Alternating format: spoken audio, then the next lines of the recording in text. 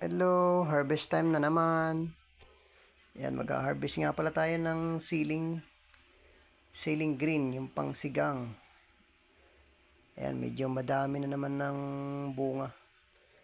Kaya, siya nga pala, itong sili namin ay mag-aanim na buwan na. So, medyo marami na rin ang harvest. So, ngayon, every 3 days, nag-harvest kami. Yan, ganyang kalalaki. So, sa maliit na tinaniman namin ito ay nakaka-harvest din kami ng mga 3 kilos, 2 kilos. Yan. So, sa ngayon ay maganda pang presyo ng sili. Dahil dito sa amin, ang siling green ay umaabot ng 100 per kilo. So, ayan. Medyo madami-dami at mahahaba. Medyo sumigla nga pala sila ngayong umulan at biglang nagbulas po yung ano niya. Nagganda ang kanyang mga sanga at ang bunga ay mahahaba. Siya nga pala, inabutan nga pala ito ng tag-init. Kaya ngayon lang itong buwan ng June gumanda. Kasi sobrang init talaga dito sa amin, dito sa Mindoro. Halos 5 months walang ulan. Ang nag ang nag-sustain lang dito para mabuhay ay manumanong dilig. Ginagamitan lang namin to ng solar para magkaroon ng tubig galing sa balon. Kaya medyo nakakabawi-bawi na rin at gumanda na rin ang kanilang buhay. Medyo maganda na rin. Ayan, kadaming bunga.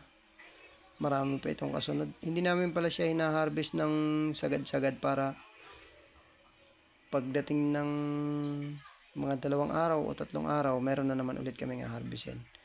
Ayan, may pasilong nga pala itong okra. At marami pa itong ibang gulay. May talong, may kamatis. Halo-halo na po ito.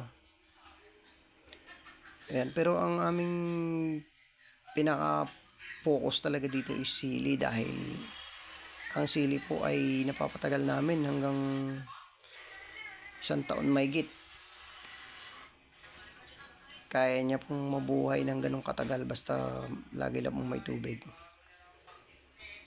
Ayan, medyo gumanda na ang kanyang ang haba ho ng bunga. Ayan guys, kaya sa gustong kumita sa pagtatanim, sipag-sipag lang, magtanim lang po tayo ng sili. Ayan, maganda po ang kanyang profit. At pag na-market nyo po yan, pwede nyo po ibenta ng,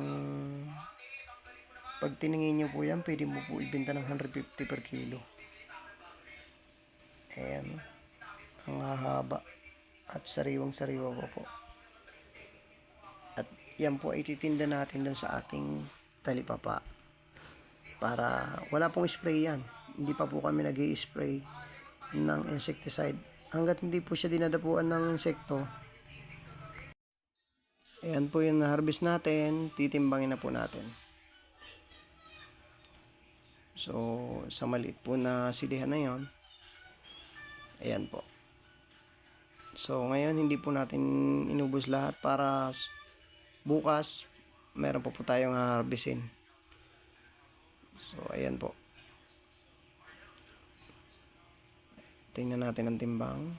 So, ayan. 1.48 kilograms.